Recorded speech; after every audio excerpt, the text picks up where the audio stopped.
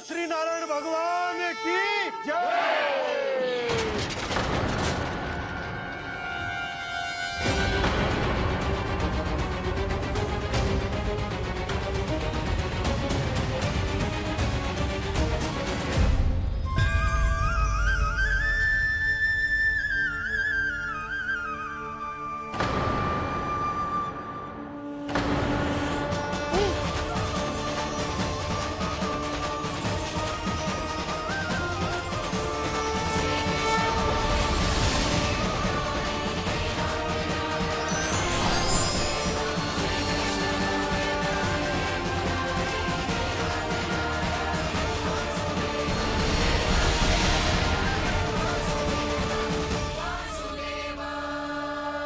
प्रभु,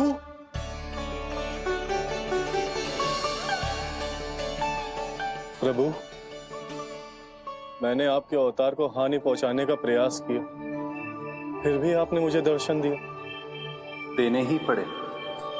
तुम्हें मेरे चरणों का स्पर्श जो मिल गया, तुम्हें आश्चर्य हो रहा होगा। एक साधारण से स्पर्श से तुम्हें वो मिला जो बड़े से बड़े ऋषियों को भी कठिन से कठिन तपस्या के बाद भी नहीं मिलता। इसका उत्तर तुम्हारे अतीत में छुपा है। दैत्य हिरण्याक्ष के पुत्र के रूप में तुम्हारा जन्म हुआ था। शीघ्र ही तुम बहुत अधिक विशाल और असीम बलशाली हो गए थे, पर तुम अपनी शक्ति का प्रयोग अनुचित ढंग से करते थे। एक दिन तुमने महर्षि लोमस के आश्रम में बहुत ही उत्पात मचाया, हरे भरे वृक्षों को नष्ट कर दिया।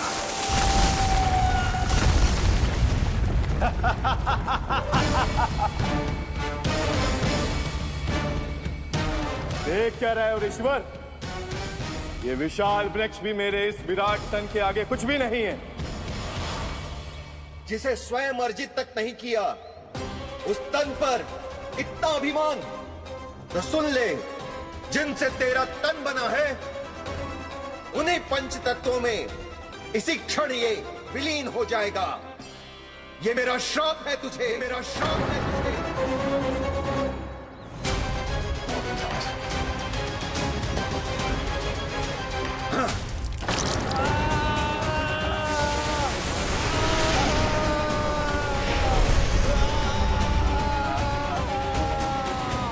पर तभी तुम्हें अपनी भूल का आभास हुआ और ऋषि लोमस से तुमने क्षमा याचना की। क्षमा करे ऋषिवर, क्षमा करे। मैं मूर्ख, अभिमानी हूँ, अज्ञानी हूँ, परंतु आप तो दया के सागर है। कृपा करे ऋषिवर, कृपा करे। बिना तन के मैं कैसे जीवित रह पाऊंगा? तुम जीवित भी रहोगे और अपने दैनिक कार्यों का संचालन भी कर पाओगे, किंतु सजीव प्राणियों या निर्जीव वस्तुओं की सहायता से ऐसा जीवन तो मृत्यु के समान है ऋषिवर। इससे अच्छा है आप मुझे जीवन से मुक्ति दे दो। मुक्ति भी अवश्य मिलेगी तुम्हें, पर जब तुम परम प्रभु श्री हरि नारायण के चरणों का स्पर्श करोगे, चरणों का स्पर्श करोगे। और यही नहीं शक्तासुर, कल जब तुम मुझे खोज नहीं पा रहे थे, तब भी तुमने हार नहीं मानी। 7 प्रहर तक 7 बार मेरी और मेरे गोकुल की परिक्रमा की। इस क्रम में तुमने अनजाने में ही अपना पश्चाताप पूरा किया और पुण्य अर्जित कर लिया। इसलिए मैं तुम्हें मोक्ष प्रदान करता हूं।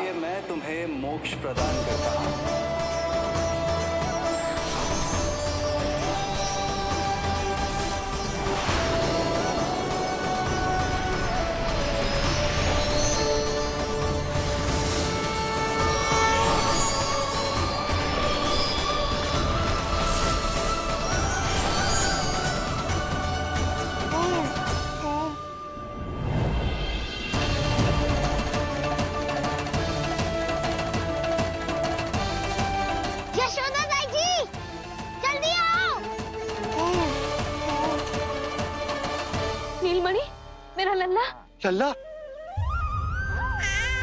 तुझे कुछ हुआ तो ना है ना? तुम ठीक तो है ना? मेरा नीलमणि, मेरा प्यारा बच्चा।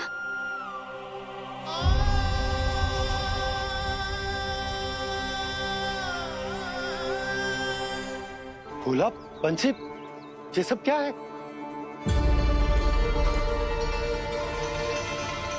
उज्जवल, ये किसने करो है? और देख, कहानी मत सुनाइयो। उज्जवल पुत्र, कैसे हुआ ये सब? किसने किया? और किसने? महाबली नीलमणि ने, बड़ी ताई जी।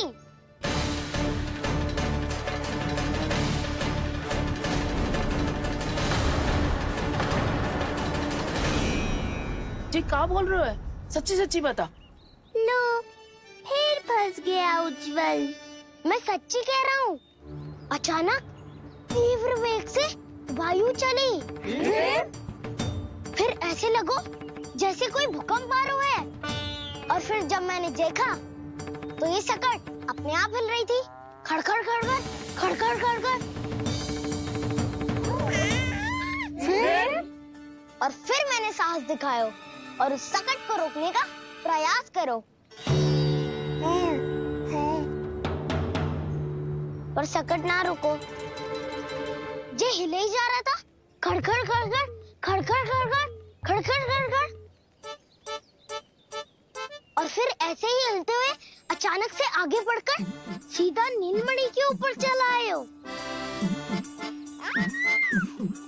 फिर और फिर सकट भी हिल रहा था। खड़खड़ खड़खड़। और सकट का सामान भी हिल रहा था। थरथर थरथर। ऐसा लगो जैसे सकट नीलमणि को कुचलने को।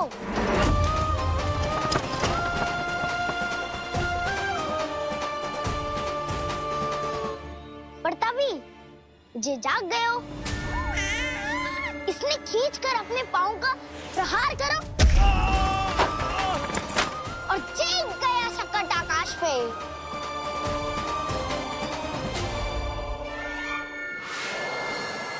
और फिर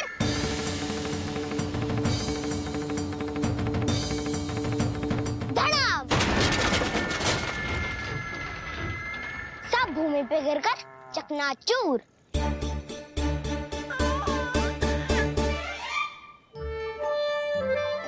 मैं सच्ची कह रहा हूँ ताई जी।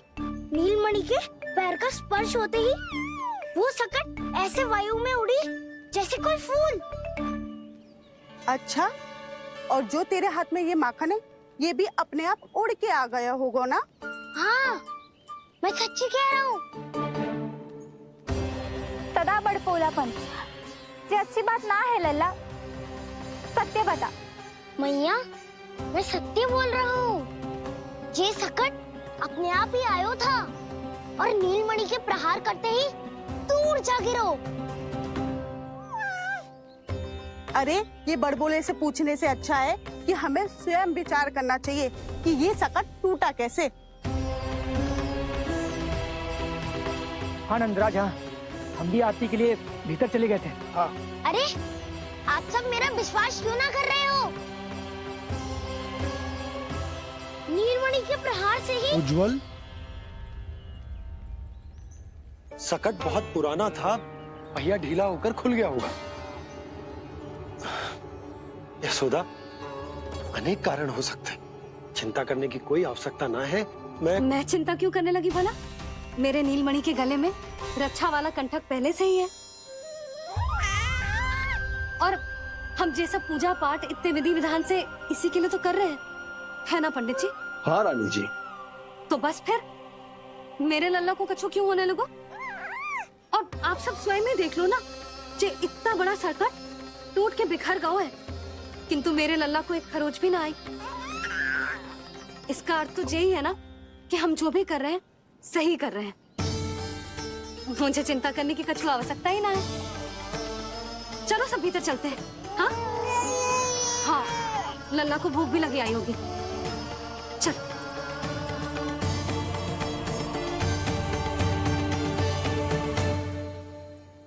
नंदराज जी, अब हमें भी आज्ञा दीजिए। प्रणाम पंडित जी। ध्यान कहाँ था तुम दोनों का? और अधिक सावधान रहने की आवश्यकता थी ना? क्षमा कीजिए नंदराज।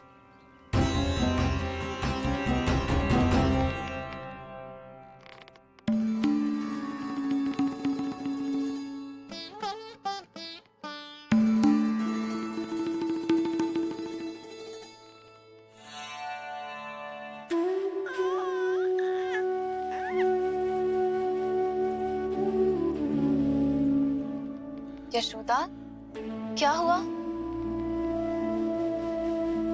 बोलो ना, क्या सोच रही हो? मुझे बहुत चिंता हो रही है जीजी। मेरे लल्ला के साथ कुछ ना कुछ दुर्घटना होती रहती है। अरे, अभी बाहर ही तुम सबको समझा रही थी, अब भीतर आते ही क्या हो गया तुम्हें? बाहर समझाने वाली मैं ना थी जीजी, वो तो गोकुल की रानी जसोदा थी। किंतु भीतर से मैं अपने नीलमणि की मैया हूँ, बस। और एक मैया को कितनी चिंता होती है, इसे आपसे अधिक कौन जान सकता है। बहुत बड़ा धक्का लगा है मैया को इस घटना से। अब तो ये मेरी रक्षा के लिए और भी अधिक चिंतित हो जाएंगी। यंत्र का कंठक, पूजा पाठ, इतने सारे प्रहरी, सुरक्षा के प्रबंध, यदि इतने सबके बाद भी मैं अपने लल्ला की रक्षा न कर पाई तो मुझसे अधिक अभागी कौन हो सकती है। मैं तुम्हारे मन की दशा समझती हूँ यशोदा। इसी चिंता के कारण ही तो मैंने आज तक अपने पुत्र को छुपा कर रखा है। मैं जानती हूँ चिच्ची, मैं समझती हूँ। मैंने तो नीलमणि के लिए इतने सारे संस्कार भी करो है, पूजा पाठ की है, किंतु मैंने तो आज तक अपने पुत्र का एक भी संस्कार नहीं किया है। आंसू पोंछ लीजिए बड़ी माँ, शीघ्र ही सब कुछ ठीक हो जाएगा। जब मैंने उसे जन्म दिया, उसके बाद से आज तक न उसे घर के बाहर लाई हूँ, न कोई संस्कार किया है। मैं तो उसका नामकरण भी नहीं करवा पाई हूँ यशोदा। उसके जन्म के समय स्वामी ने ये संदेश भिजवाया था कि उस कंस को हमारे पुत्र के बारे में तनिक भी भनक नहीं पड़नी चाहिए। तब से आज तक भय के छाव में जीती आई हूँ कि वो कंस कहीं हमारे पुत्र को भी ना मार दे, जैसे देवकी के सारे संतानों को मार दिया है।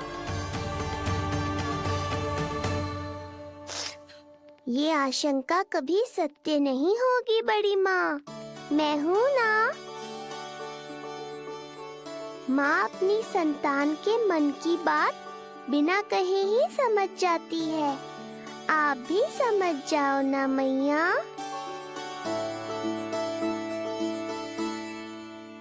चिच्ची, हमें रोना ना चाहिए।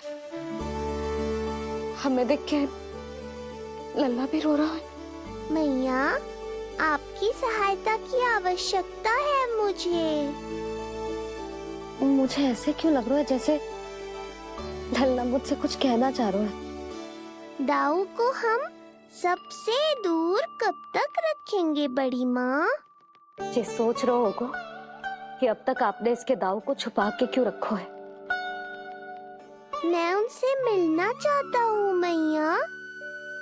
चिच्ची, कितना मन करता होगा ना इसका अपने दाऊ से मिलने का। और आपके लल्ला का भी तो मन करता होगा ना कि अपने छोटे भाई को मिले। कितनी बातें करते हैं हम दोनों की इनके सामने। हाँ यशोदा, मैं भी अपने पुत्र को नीलमणि के बारे में सब कुछ बताती हूँ। तो बस फिर हमें साथ साथ रखिए ना। मेरा आधा हिस्सा है वो, उनके बिना मैं अधूरा हूँ मैया। ये दोनों भाई एक दूसरे के बिना अधूरे हैं जीजी। हमें इन दोनों को साथ ही रखना चाहिए। आप ही सोचो, यदि नीलमणि की रक्षा होगी तो आपका लल्ला भी तो सुरक्षित रहेगा। तुम सच कह रही हो यशोदा, हमें इन दोनों को मिलाना चाहिए और साथ में ही रखना चाहिए, सुरक्षित। तब तो शीघ्र ही पंडित जी को बुलाकर हमें शुभ मुहूर्त निकलवाना चाहिए। शुभ मुहूर्त? हाँ, शुभ मुहूर्त। दोनों भाइयों के मिलन के साथ साथ उनका नामकरण संस्कार भी करवा देते। अब अपने दाऊ से मिलूंगा मैं।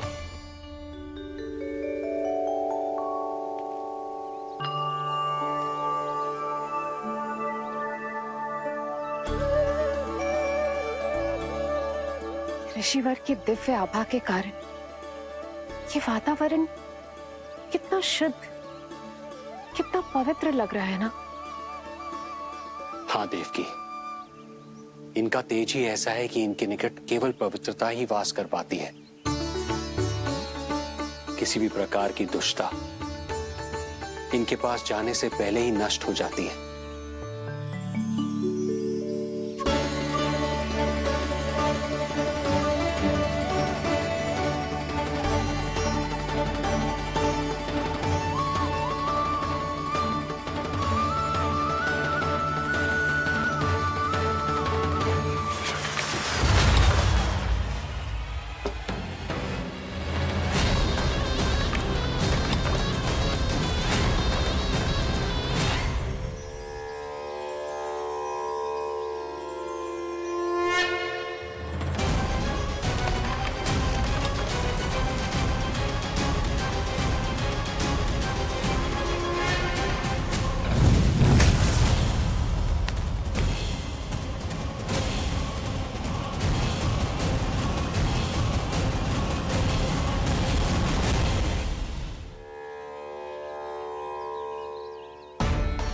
इनका तेज ही ऐसा है कि इनके निकट केवल पवित्रता ही वास कर पाती है।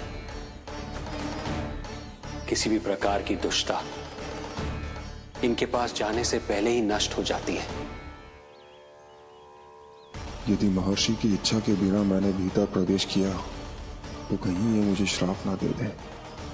नहीं, इससे तो अच्छा है कि मैं यहीं आश्रम के बाहर रुकूं और यहीं से इन दोनों पर दृष्टि रखूं।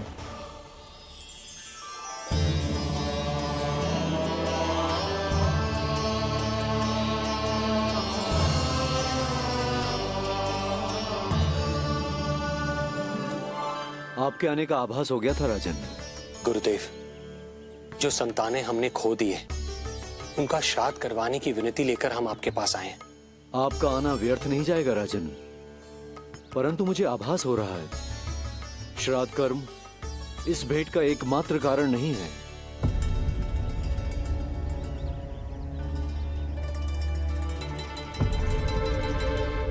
आपको उसकी या कंस की चिंता करने की कोई आवश्यकता नहीं है। निश्चिंत होकर बताइए कि आपकी इच्छा क्या है। गुरुदेव, वर्तमान में मेरी प्रथम पत्नी रोहिणी पुत्र सहित गोकुल में निवास कर रही है। हमारे उस पुत्र का और भाभी यशोदा के पुत्र का नामकरण संस्कार करवा दीजिए। बस यही हमारा सौभाग्य होगा। मुझे कुछ सुनाई क्यों नहीं दे रहा है? देवी रोहिणी से उत्पन्न आपका पुत्र यादव कुल का राजकुमार है और यादवों का गुरु होने के नाते उसका संस्कार कराना हमारा कर्तव्य है। परंतु यशोदा पुत्र का नामकरण वो आप मुझसे क्यों करवाना चाहते हैं?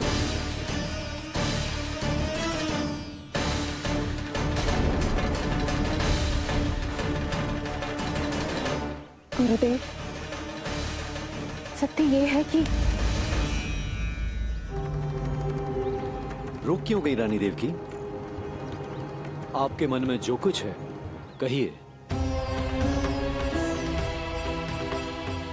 ये कैसी दुविधा में फंस गया मैं। यदि मैंने गुरुदेव को यशोदा पुत्र का सत्य बताया तो कंस को भी पता चल जाएगा, और यदि नहीं बताया तो कहीं ऐसा ना हो कि ऋषिवर ही बुरा मान जाए। लगता है आप दोनों की दुविधा मेरे अनुमान से भी बहुत बड़ी है। अपनी या अपने पुत्र की कुंडली लाए हैं राजन? जी गुरुदेव, अपनी कुंडली है मेरे पास। देवकी,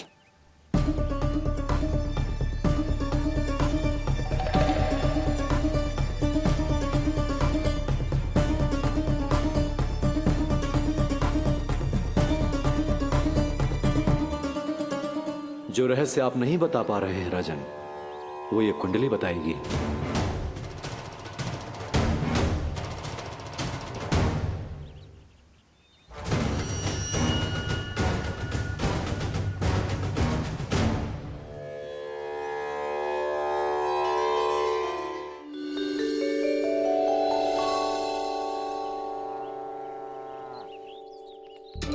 लल्ला बता कैसी है जगदा? मैया को हो क्या गया है आज? देख सही सही बताइयो।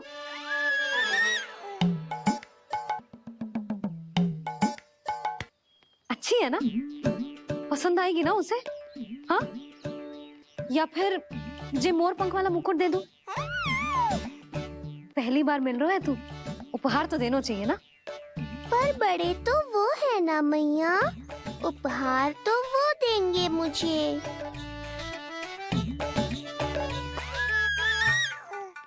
ना ना, मोर पंख वाला मुकुट तो मेरे लल्ला का है ना, जे ना दे सकते। तेरे जैसा कोई कंठक या चांदी वाला कड़ा दे दूं? हाँ? इस मिलन के लिए मुझसे अधिक उतावली तो मैया है।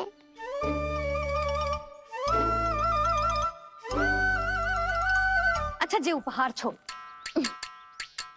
तू तो जे बता कि तू उसे बुलाएगा क्या कह के? अन्य सभी के जैसे बड़े भैया या गांव वालों के जैसे दद्दा बुलाएगो, या फिर बड़े नगरों में जैसे बुलाते हैं ज्येष्ठ भ्राता बुलाएगो, या फिर प्रेम से बुलाएगो दाऊ बुलाएगो ना?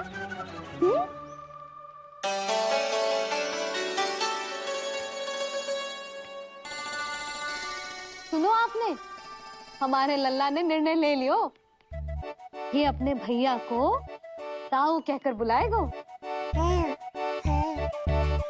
अरे वाह, लल्ला ने बोलना भले ही ना सीखो, परंतु तुम्हें बता दियो। और नहीं तो क्या, लल्ला कुछ कहे ना कहे माँ तो समझ जाती है ना लल्ला?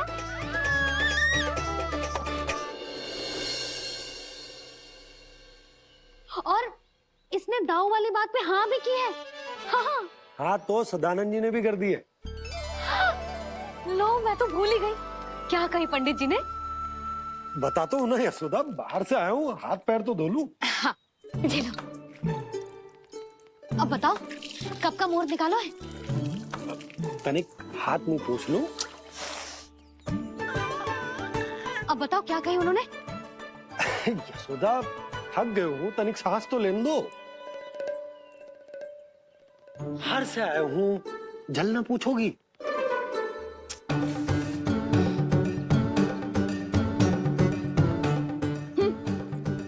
अब बता दो जी।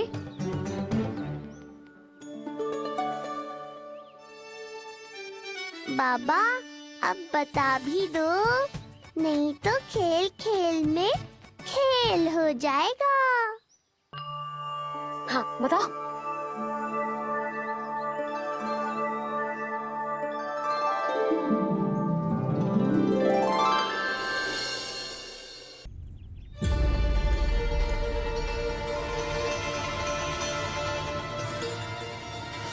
हो क्या रहा है वहां?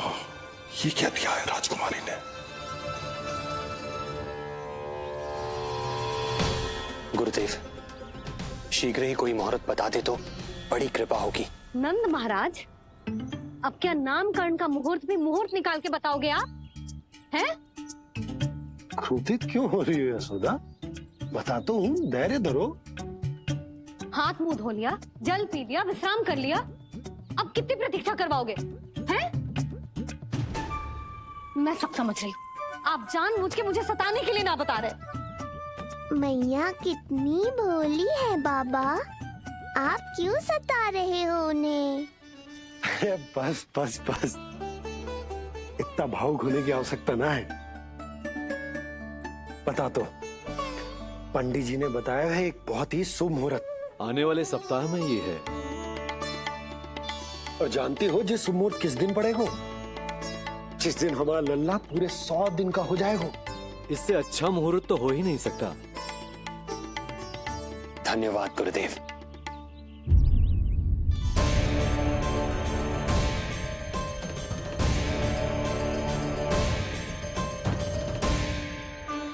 क्या हुआ गुरुदेव? कुछ समस्या है क्या? जो सत्य सारे संसार को पता है और जो संकेत ये कुंडली दे रही है, दोनों में विरोधाभास है राजन।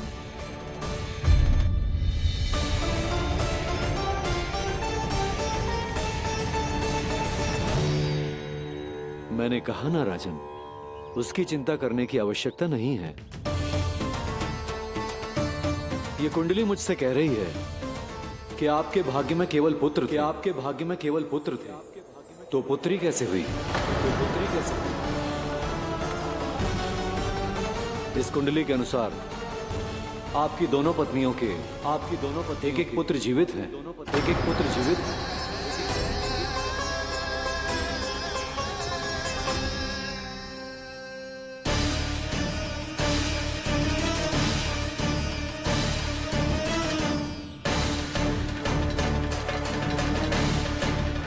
देवकी, गुरुदेव मैं कुछ कैसे? कहने की आवश्यकता नहीं है राजन, मैं जानता हूं मेरे प्रश्नों के उत्तर कहां मिलेंगे। अरे कौन से प्रश्न और कैसे उत्तर? किस बारे में बात कर रहे हैं? ये लोग जो भी बात कर रहे हैं वो मुझे सुनाई क्यों नहीं दी? सही समय की प्रतीक्षा कीजिए राजन, आपके दोनों कार्य पूर्ण होंगे।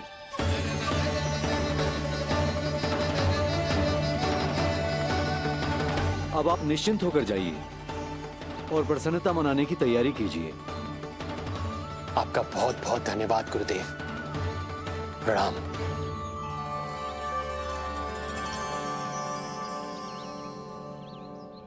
सच्ची? पहले नारायण को धन्यवाद दूं कि लल्ला को सूचना दूं? कुछ समझ में ना आ रहा। लल्ला मैं अभी आया।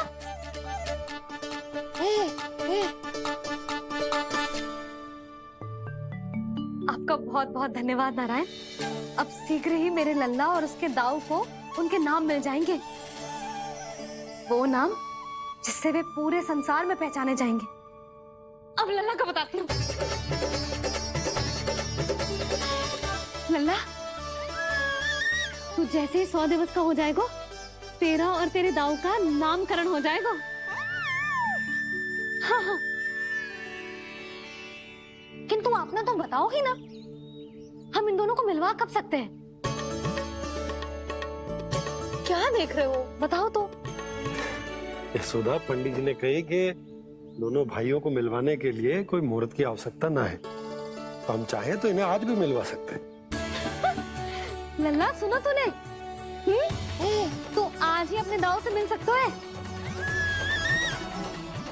मैं अभी सारी तैयारियां करती हूँ। भव्य मिलन होगा गोकुल में, भव्य मिलन। कुंडली के अनुसार इन दोनों के 8 पुत्रों में से 2 जीवित बचे हैं। पहला तो रोहिणी पुत्र है, पर दूसरा कौन है? और वो कन्या कौन थी जिसे कंस ने मारा था? वासुदेव की कुंडली में अभी तक पुत्री योग बना ही नहीं है।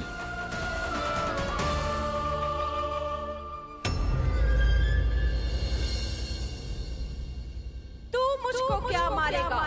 अपनी आयु संभाल। काल तेरा अवतरित रूप है उसका।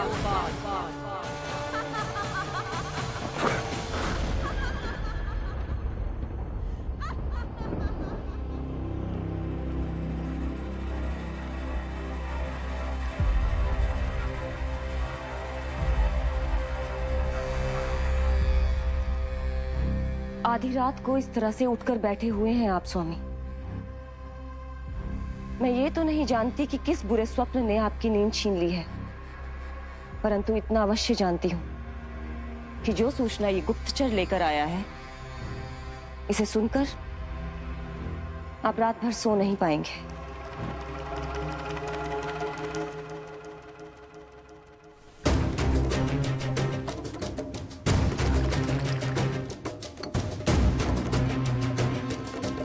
क्या सूचना है? महाराज, उत्कच मारा गया। उत्कच मारा गया। उत्कच मारा गया।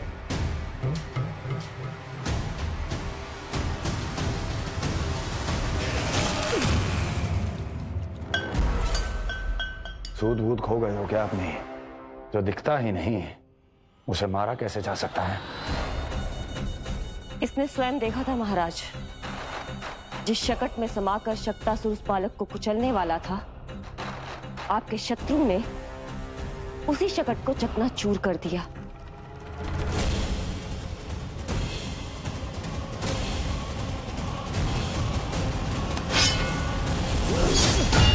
महाराज क्षमा। लगता है आपके सैनिक और तलवार दोनों की धार कुंद पड़ गई है महाराज।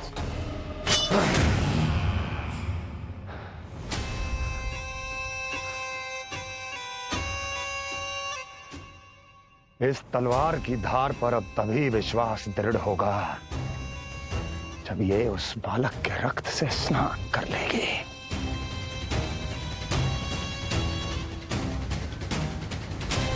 और कैसे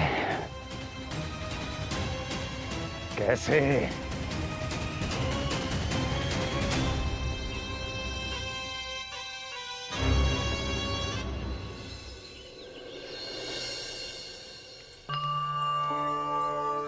कैसी लगी तुझे दाऊ से मिलने की तैयारी?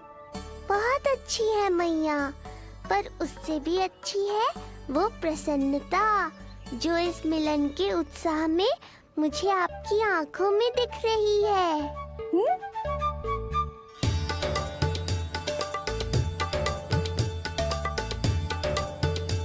यशोदा, तुमने तो दो भाइयों के मिलन को भी त्योहार बना दिया।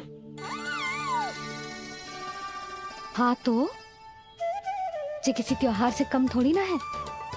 ये शुभ दिन दोनों भाई के मिलन को पूरा गांव देखेगो। तो फिर अब बड़ी मैया को बुलाओ ना मैया। यशोदा जी, रोहिणी जीजी इतनी प्रतीक्षा क्यों करवा रही है? इतने दिवस से छुपा के रखे हो लल्ला को, अब तो शीघ्रता करनी चाहिए ना, है ना भाभी? प्रतीक्षा अवश्य की है, किंतु फल भी तो मीठा मिलेगा।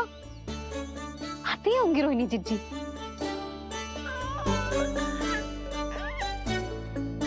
जीजी, कहीं उन्होंने अपना विचार तो ना बदल दियो?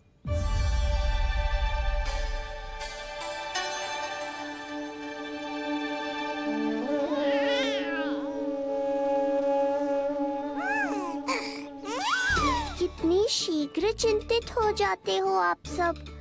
देखो आ रहे हैं वो। लाल छुपा रखने को विवश थी नियति की सताई,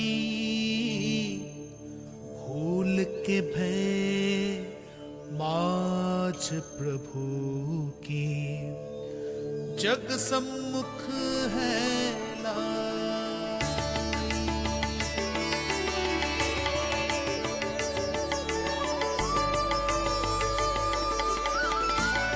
देखो तो कितनी मधुर मुस्कान है।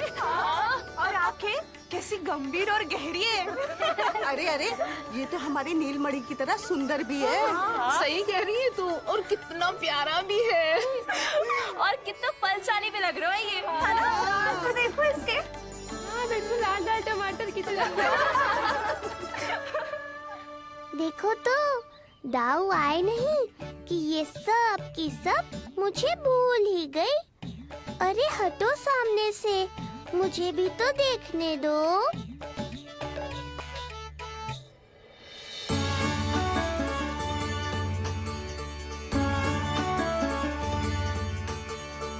मैया सहायता करो ना।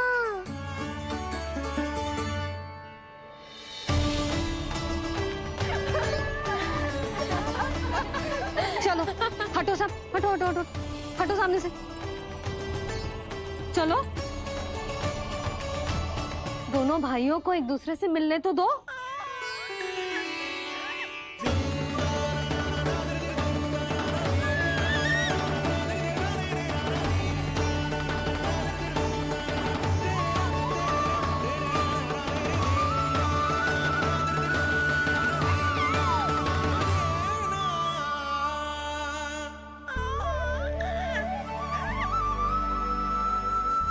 चल लल्ला, चल आजा। देख लल्ला, आ गए जे तेरे भैया, तेरा दाऊ। जी भर के बातें करो और निहारो एक दूसरे को। लाओ जीजी, आजा। ये रहे तेरे दाऊ। आओ जीजी।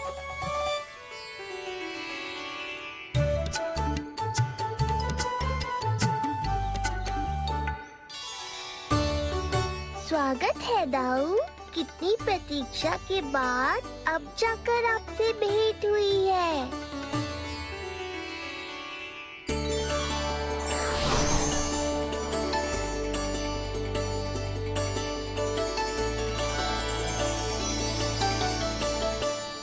क्या हुआ दाऊ? मुझे पहचान नहीं पा रहे? कितनी देर लगाओगे दाऊ? अब तो पहचान लो, छोटा भाई हूँ आपका।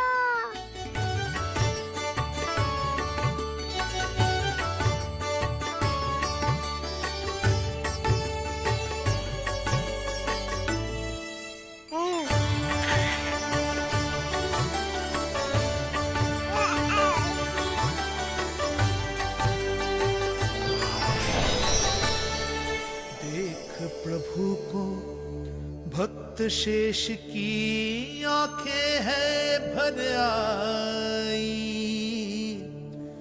भावुक हरि भी निहारे की अब मिलन की बेल आई।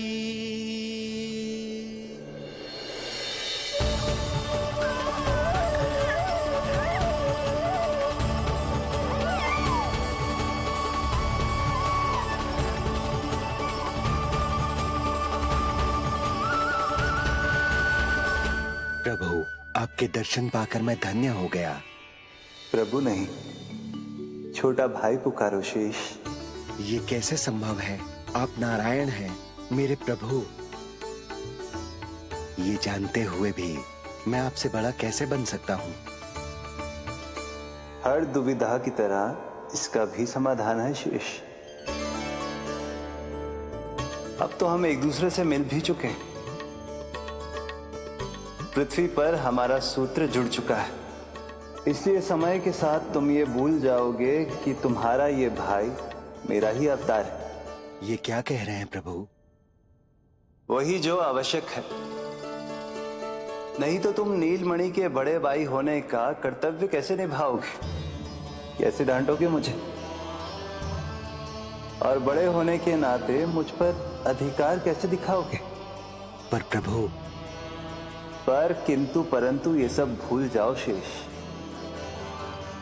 आज से इसी क्षण से मैं हूं तुम्हारा छोटा भाई और तुम मेरे ताऊ।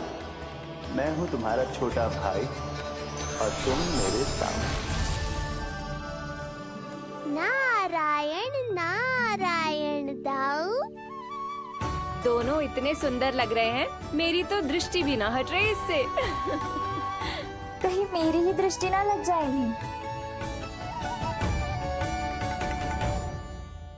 ये तो प्रतिदिन की कथा है दाऊ। हे नारायण, मेरे कानों से तो अभी से रक्त निकलने लगा। आदत डाल लो दाऊ, अब तो सहना ही पड़ेगा। वो देख रहे हो, सुलक्षणा चाची सबसे अधिक चतुर यही है। केवल अधिक चतुर ही नहीं नीलमणि, बहुत अधिक सयानी भी है ये। बिल्कुल सही पहचाना दाऊ, पर आप चिंता मत करो, मैं हूँ ना, मैं संभाल लूंगा इन सबको।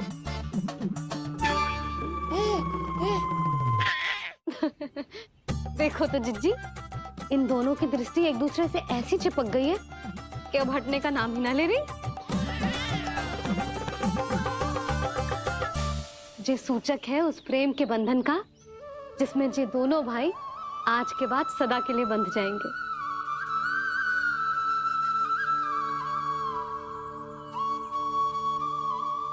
मुझसे भूल हो गई यशोदा, मैंने इन दोनों को पहले ही मिलवा देना चाहिए था।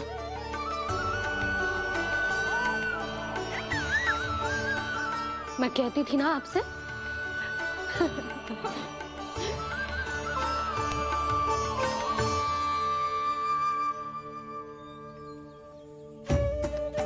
आई मैं।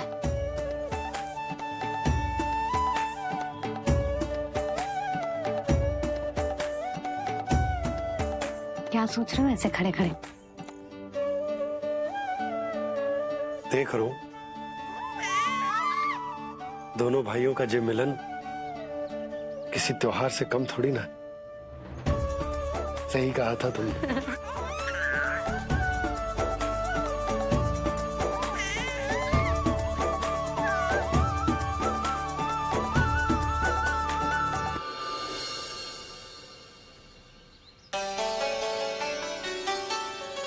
सुना ना तूने जो गोपिया क्या कह रही थी कि नीलमणि का दाऊ कितना बलशाली है। इसका तो यही अर्थ हुआ ना कि नीलमणि अपने दाऊ जितना बलशाली ना है। अब समझा मैया कि आज मुझसे इतना व्यायाम क्यों करवाया जा रहा है। पर मुझे पता है मेरा नीलमणि सबसे अधिक बलशाली है। हाँ। उज्जवल ने कही थी ना, नीलमणि ने यूं उड़ा दिया था काले कौवे को मथुरा की ओर। और उज्जवल ने तो ये भी कही थी कि नीलमणि ने अपने पांव से सकट पे प्रहार भी किया था। कैसे किया था प्रहार? ऐसे किया था। लग गई मैया को। कैसे किया था? फिर से बता कैसे किया था?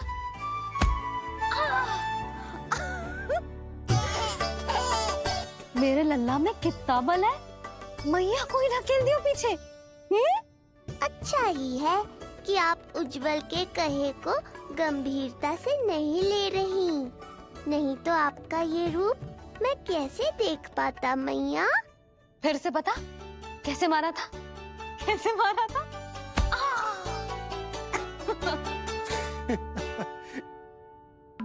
लल्ला तू बड़े के जैसे कब से हंसने लगो?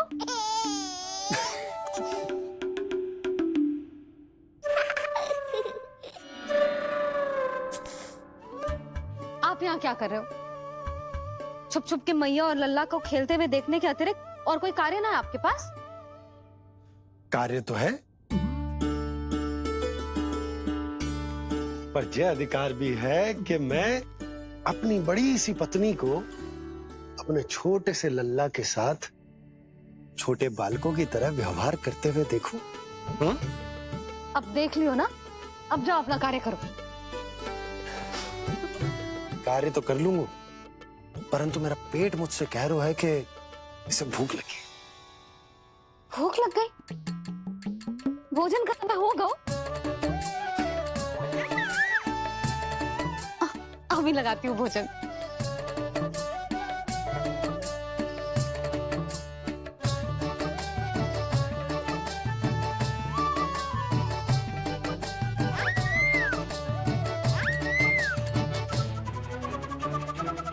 क्या हुआ लल्ला, इतना उतावला क्यों हो रहा है तू? तुझे भी भूख लगी आई है क्या? सच्ची में भूख लगी आई है कि मंद मंद मुस्कुरा के मैया को बांधना चाहता है? तनिक रुक जा, तेरे बाबा को भोजन परोस के यूं गई और यूं आई। मेरा अच्छा लल्ला। आई।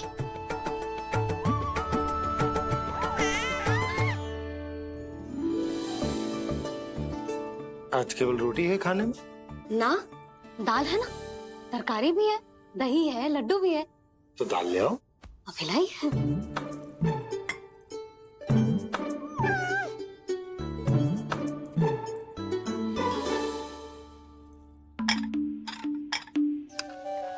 अवश्य भूख ही लगी होगी उसे। यशोदा, दही नहीं दाल। क्षमा करना, भूल हो गई।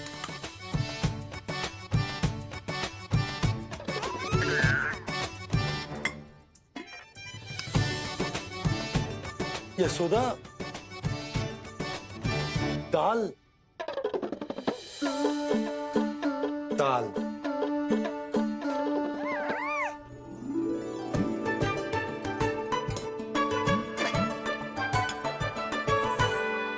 अब ऐसे क्या देख रहे हो? बोला ना भूल हो गई। सब मिला के खा लो, पेट में तो मिलना ही है। थोड़े चावल मिलेंगे? हाँ मिलेंगे, अवश्य मिलेंगे।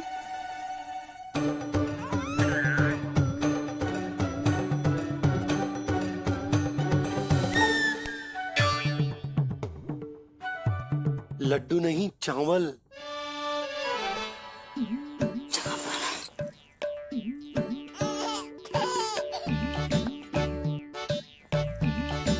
हंस क्या रहे हो जी?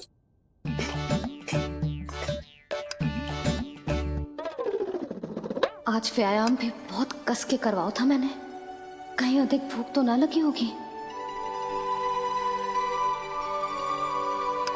सच्ची है यशोदा, बिल्कुल ना बदले तू। पहले रामू की चिंता में व्याकुल रहती थी और अब हम नीलमणि में तुम्हारा मन लगा रहता। हाँ तो लल्ला भूखा हो और मैया का मन व्याकुल भी ना हो, ऐसा हो सकता है भला? अरे तो दूध पिला दो ना उसको। जाऊं? शीघ्र जाओ। किंतु आप तो खा रहे हो ना पतिदेव। वही तो यशोदा, मैं खा रहा हूं, किंतु वो भूखो है। जाओ। ठीक है। यहाँ थी तो लल्ला की भूख के लिए चिंतित थी, अब वहां जाएगी तो पक्का मेरे भोजन के बारे में चिंता करेगी। कहीं आधी ही भूख में ना उठ जाए तेरे बाबा, उन्हें कुछ और चाहिए होगा तो? सही कहा था बाबा ने, वहाँ मेरी चिंता थी, यहाँ बाबा की चिंता है। सच्ची मैया, अनोखी हो आप।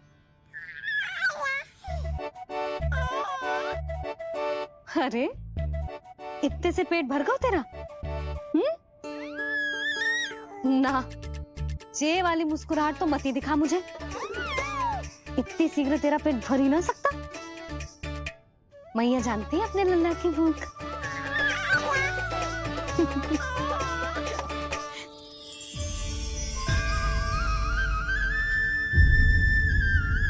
ये क्या है लल्ला? ये क्या था तेरे मुंह में? दिखा दिखा। ओहो, मैं तो भूल ही गया था कि मेरे भीतर ही तो सारी सृष्टि समाई हुई है। मैया ने उसकी झलक देख ली, अब क्या होगा? क्या हुआ यशोदा?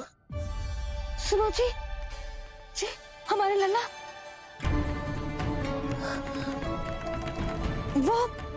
वो इसके मुंह में। क्या? भूल जाओ ना मैया, कुछ नहीं था मेरे मुंह में। लल्ला मुंह खोल के बाबा को दिखा। अरे क्या देख रही है उसके मुंह में? अवश्य ही मेरा दृष्टि भ्रम होगा, किंतु ऐसा भ्रम। अरे बताओ ना यशोदा, या फिर मुहूर्त शीघ्र ना बताने की बात का प्रतिशोध ले रही हो तुम? ना ऐसी बात ना है। तो फिर बताओ ना क्या बात है? हा? मैंने लल्ला के मुंह में कुछ देखो। क्या देखो? अब फंस गया मैं। मैया बाबा को सब कुछ बता देंगी और राय का पहाड़ बन जाएगा। फिर कैसे संभालूंगा इन दोनों को? ऐसे लगो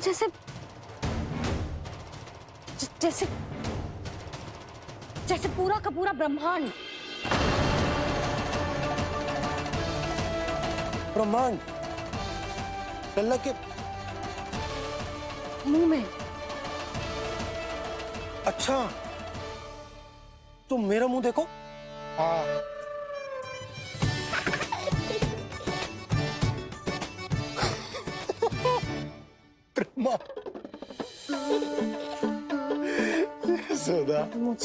मुझे पता था आप मेरा उपहास उड़ाओगे। अरे नहीं, तुम देखो तो सही।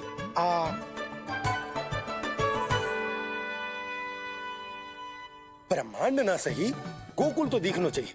अरे गोकुल को राजा हूं मैं, है कि ना? है? देखो, अरे देखो। धन्यवाद बाबा, आपने इस बात को गंभीरता से नहीं लिया, इसलिए अब मैया भी नहीं लेंगी। आज तो बचा लिया आपने। आज के बाद ना आपको कुछ बताऊंगी ही ना। आप जाओ, नामकरण उत्सव की तैयारी करो। और हाँ, इस बार भी उत्सव छोटा ही करना है, जे तो मत ही बोलना। हाँ, अब इसे कैसे समझाऊं कि हम कोई भी उत्सव बड़ा ना कर सकते। व्यर्थ ही कंस की दृष्टि पड़ जाएगी हम पर।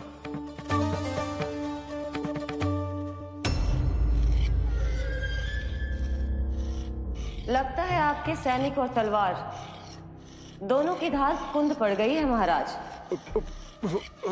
महाराज, मुझे भय था कि कहीं ऋषि गर्ग मुझे श्राप ना दे दे।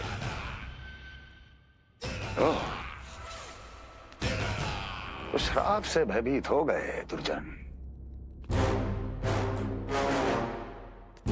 किंतु कंस तो कोई श्राप नहीं देता,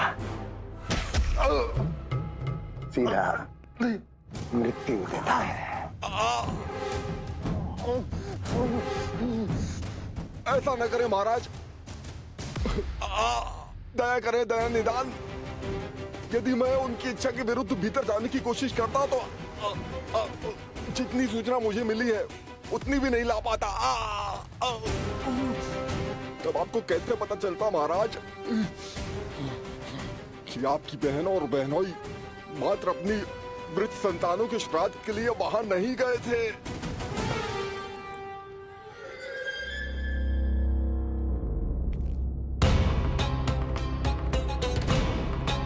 आगे बोलो।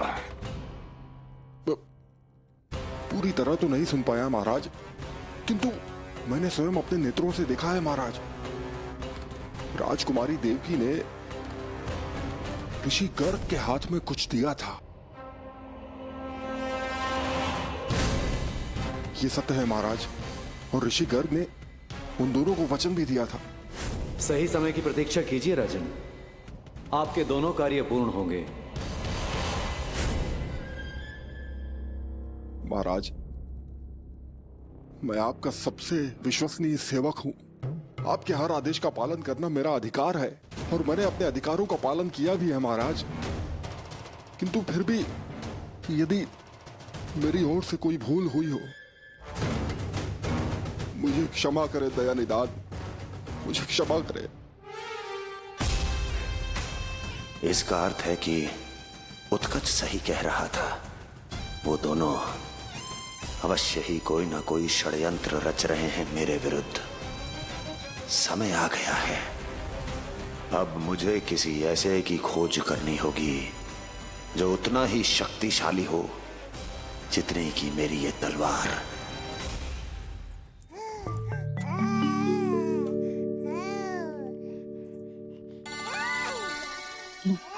अभी से पुकारने लगो जी, अभी तो आई हो रसोई में।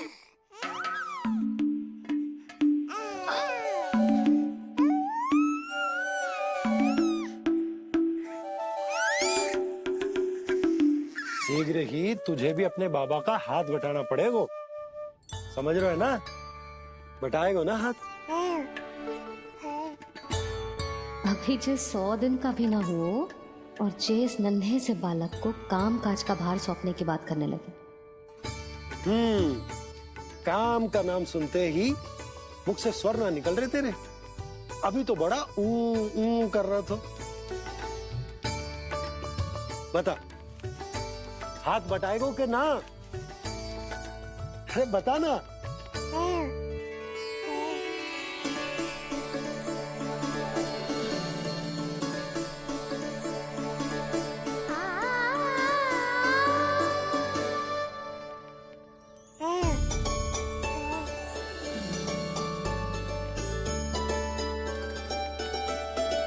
कल तू पूरा 100 दिन को हो जाएगा लल्ला। पंडित जी आएंगे, तुझे नया नाम मिलेगा। देखो तो मन में तो इनके भी कितना उत्साह भरो है, बस दृष्टि में मैं ही आती हूँ। और कल तुझे वो नाम मिलेगा लल्ला जिससे पूरा संसार तुझे पहचानेगा।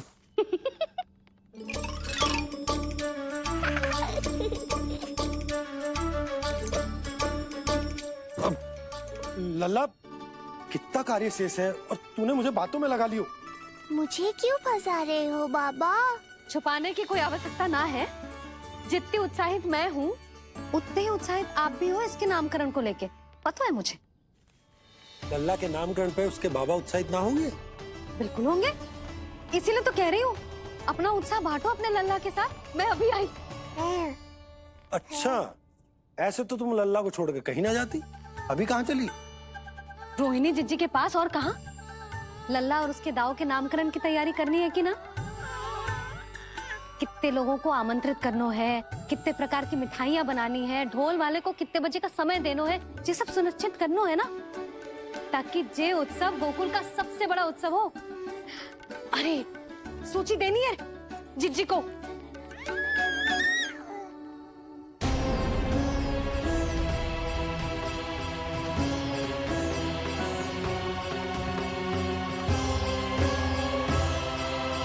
सबकी कोई आवश्यकता ना है। आवश्यकता ना है मतलब? कहना क्या चाहते हो आप? मैं ये कहना चाहता हूँ कि यशोदा, सत्य तो ये है कि हमें दुख में ना अत्यधिक दुखी होना चाहिए और ना सुख में अत्यधिक उत्साहित। प्रसन्नता कितनी भी क्यों ना, हमें उत्सव संयम से ही मनाना चाहिए। इतने वर्ष संयम ही तो रखा था ना नंद जी। ये समय संयम का ना आनंद से बावले हो जाने का है। यशोदा, हम आयोजन छोटा ही करेंगे। मैं कुछ सोच समझ कर ही तो कह रहा हूँ। पर क्यों? मुझे भी तो समझाओ। हर बात समझाने की ना होती है यशोदा। अच्छा, पति पत्नी में भेद हो तो है? ठीक, मैं कोई भेद ना रखूं। जो भी अब तक मैंने तुम्हें ना बताया है वो सब बताऊं। ओहो, क्या कर रहे हो बाबा? कंस के बारे में कुछ बता मत देना मैया को। वो मंगला है ना, उसने आज शाम को ही बछड़ा दियो और भाद्रपद का मास लगभग बीतने को ही है, तो धीरे धीरे शरद ऋतु आ जाएगी, दूध की हानि भी कम हो जाएगी। हा? और वो सरजू है ना, उसको बैग जी ने पूरे पखवाड़े का विश्राम के लिए कहा है। क्यों? क्योंकि वो ठाट से गिर गए और गिरते समय उसे भीतरी चोट लग गई थी। अरे और... बस बस बस, ये सब मुझे क्यों बता रहे हो? इसका नामकरण से क्या संबंध? तुम्ही ने तो कही ना कि पति पत्नी के बीच में कोई भेद ना होता। तो मुझे जो भी बात पता है मैं तुम्हें बताऊंगा। कितनी समझदारी से बात बदल देते हो आप, और भोली भाली मैं आपकी बातों में आ जाती हूँ, और इस सब में असली बात तो रह ही जाती है। किंतु आज बात मेरे लल्ला की है। उत्सव तो विशाल ही होगा, और इस बारे में कछु और ना सुनूंगी मैं। आप लल्ला का ध्यान रखो, मैं जा रही हूँ रोहिणी जीजी के पास। यशोदा,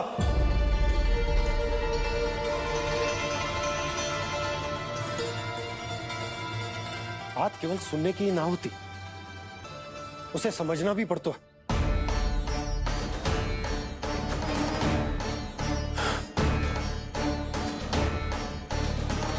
विश्वास है ना मुझ पर? मैं कुछ सोच समझ कर ही कर रहा हूँ ना। उत्सव तो छोटा ही होगा।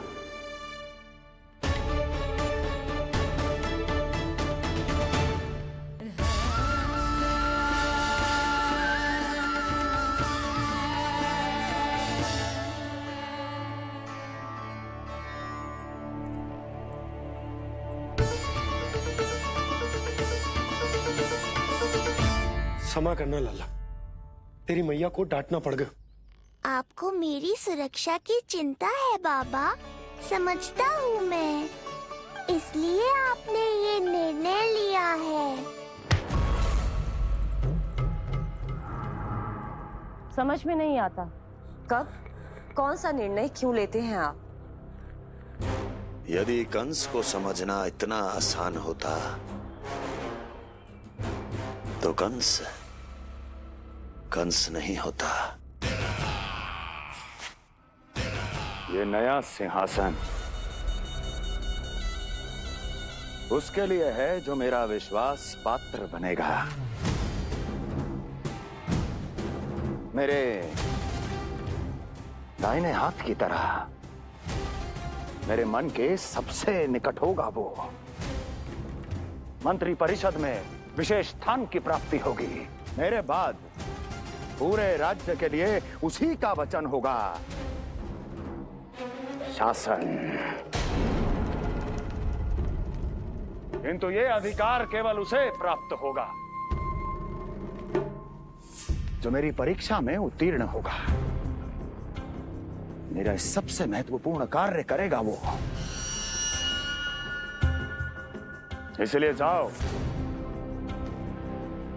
कह दो सभी बाहुबलियों को, महाबलियों को, दैत्यों को, दानवों को, प्रेतों को, पिशाचों को, सभी को ये सूचना दे दो ना ना ना ना, सूचना नहीं, चुनौती दो कि यदि साहस है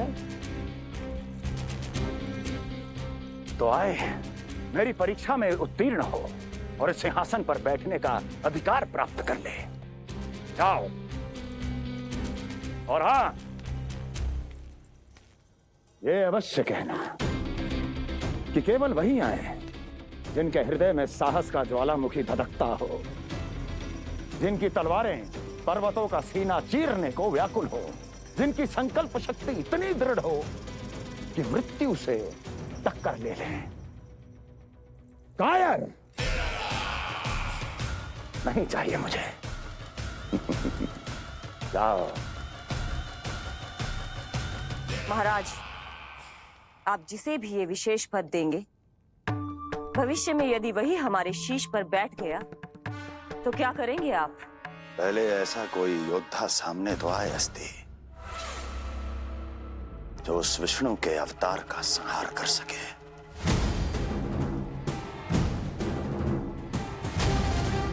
और जहां तक प्रश्न है हमारे शीश पर बैठने का, तो स्मरण रखो अस्ति, कंस को अच्छी तरह आता है ऐसे दुस्साहसियों को बीच दरबार में खड़ा करके अपनी उंगलियों के संकेत पर नृत्य करवाना। ता दीर्घ ता। और अपना कार्य सिद्ध होने के बाद उनके तन से उनके शीश को उतारना। कंस को भलीभांति आता है।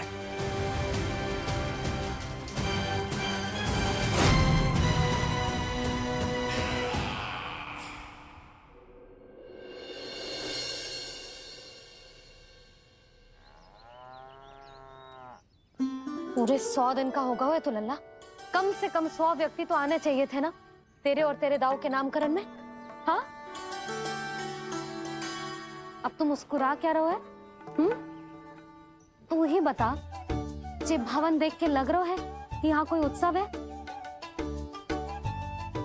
बिना अतिथियों के कैसा उत्सव और कैसा आनंद, तू ही बता। और मैं करूं भी तो क्या? पता है लल्ला, मुझे तो लग रहा है तेरे बाबा ना कंजूस होगा है। नहीं तो भला और क्या समस्या हो सकती है उन्हें बड़े आयोजन से? अरे गोकुल के राजा का लल्ला है तू, राजकुमार। यदि तेरा आयोजन बड़ा ना होगो तो भला किसका होगो?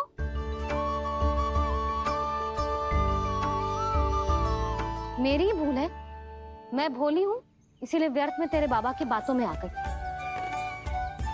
मैं भोली हूं ना, व्यर्थ में उनका कहा मान गई।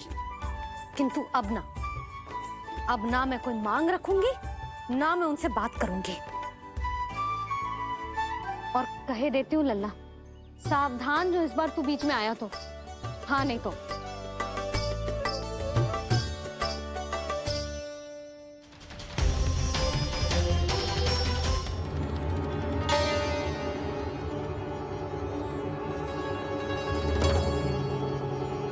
क्या होगा? हाँ, सब ठीक तो है ना? आप इतनी चिंता में क्यों हो जी? कुछ बुरी सूचना तो ना मिली? अब जे मत कहना कि जे भी मुझसे छुपाना पड़ेगा। जो भी है मुझे बताओ। पंडित सदानंद जी महाराज वो नामकरण के लिए ना आ सके। उनकी बिटिया के पांव भारी, उसे लिवाने वो समझाने गए। ये तो शुभ समाचार है।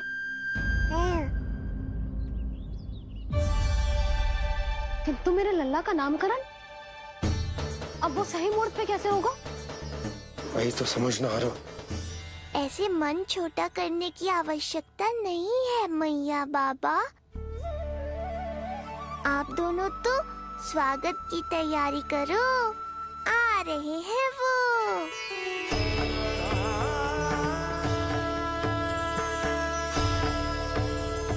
लो, आ गए वो जिनकी मुझे प्रतीक्षा थी। आप दोनों व्यर्थ ही चिंता कर रहे थे।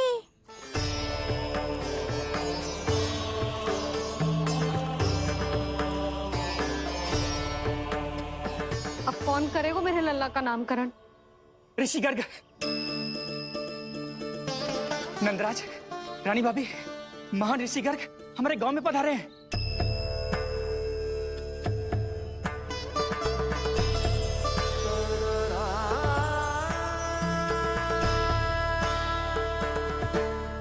ऋषि गर्ग गोकुल में? हाँ नंदराज, और कह रहे थे उन्हें यादव राज वासुदेव जी ने भेजो है रानी जी के पास। अरे तो तुम लोग खड़े खड़े क्या देख रहे हो? जाओ उनके सत्कार की तैयारी करो। जी यशोदा, उनके स्वागत की तैयारी करो।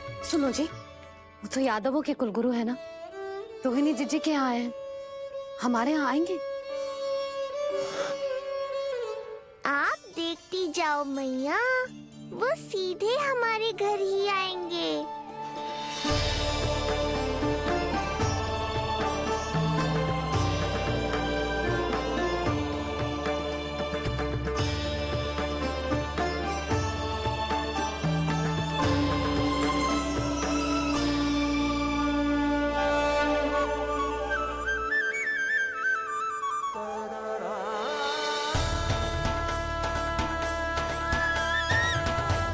ये क्या हो रहा है मुझे? मैं उस भवन की ओर क्यों बढ़ा जा रहा हूँ? क्योंकि आपके यहाँ आने से ही मेरी मैया बाबा की चिंता समाप्त होगी ऋषिवर। ये बात तो मैं न जानता, परंतु मुझे जाकर उनको स्वागत करना चाहिए।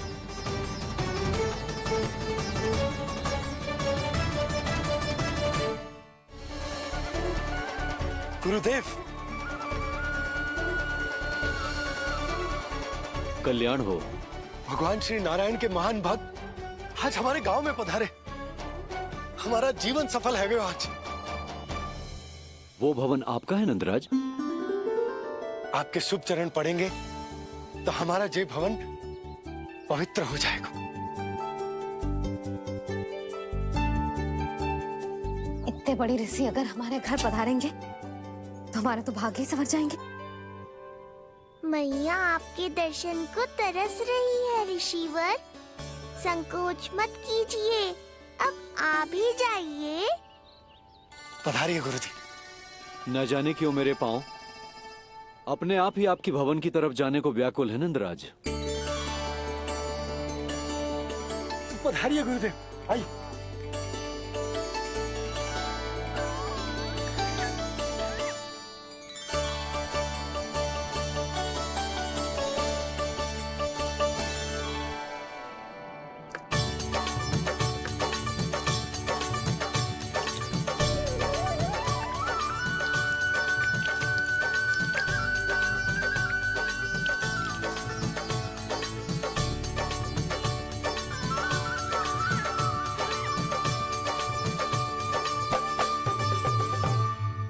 कल्याण हो। पधारिए।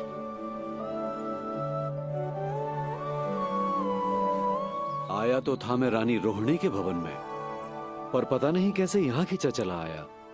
विराजिए गुरुदेव। महाराज, आप इसे भी रोहिणी जीजी का ही घर समझिए। मैं अब भी बुला कर लाती हूँ। महाराज, ये हमारा सौभाग्य है कि आपने यहाँ आना स्वीकार किया। कहिए, क्या सेवा करूं मैं आपकी? मुझे आपके भाई वासुदेव ने भेजा है नंदराज।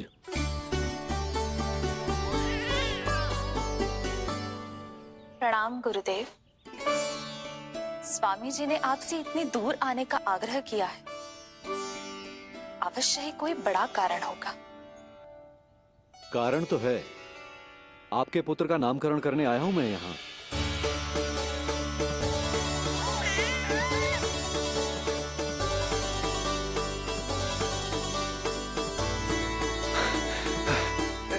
ऋषिवर, तब तो आप अत्यंत ही शुभ दिन पधारे। आज का ही मुहूर्त निकलो है भाभी के लल्ला और हमारे लल्ला के नामकरण के लिए। परंतु पंडित जी गांव से बाहर है, इसीलिए आप। अब तो आप यहाँ आ गए हो, आप हमारे भी लल्ला का नामकरण कर दो ना। पुत्री, ये क्या कह रही हो तुम?